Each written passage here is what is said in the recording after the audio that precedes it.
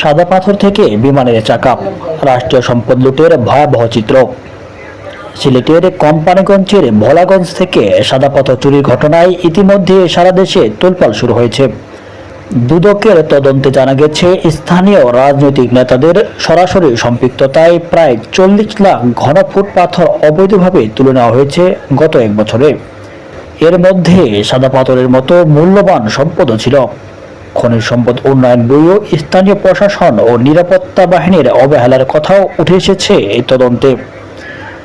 কিন্তু প্রশ্ন হচ্ছে, এখানেই কি শেষ?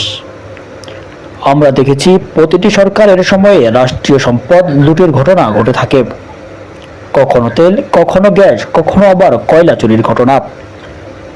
এবার সেই তালিকায় যুক্ত হলো একেবারেই অপ্রত্যাশিত এক কেলেঙ্কারি। শুনতে অবিশ্বাস্য মনে হলেও সত্য। বাংলাদেশ বিমান এয়ারলাইন্সের 10টি উড়োজাহাজের চাকা চুরি হয়েছে। কর্তৃপক্ষের পক্ষ থেকে এ নিয়ে থানায় জিডি করা হয়েছে এবং তদন্ত শুরু হয়েছে। একটি চাকা যেখানে 5 থেকে 15,000 ডলারের সমান, সেখানে 10টি চাকায় রাতারাতি গায়েব হয়ে যাওয়ায় নতুন করে নিরাপত্তা ব্যবস্থার উপর বড় প্রশ্ন উঠেছে। অতীতের মতো এবারও প্রমাণ হলো, রাষ্ট্রীয় সম্পদ রক্ষা করার জায়গাতে যদি দুর্বলতা থাকে তবে লুটপাট ঠেকানো কঠিন। নবখবর নিউজ ডেস্ক।